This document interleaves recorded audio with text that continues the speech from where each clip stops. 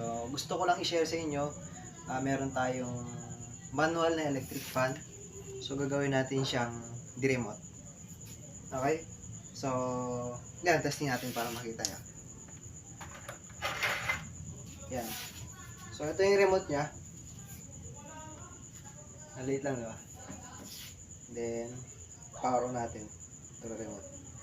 Ito yung nakasaksak na. Ito. Ayan, power on na. Ito yung power. Ayan.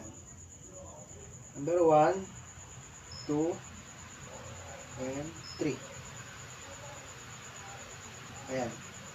Pero yung ganyang manual po mga technician is, yung swing niya is manual pa din. Kasi itong electric fan na to, hindi pa nga siya motorized yung kanyang lever para magkaroon siya ng swing. So ito, kailangan pa rin natin pindutin.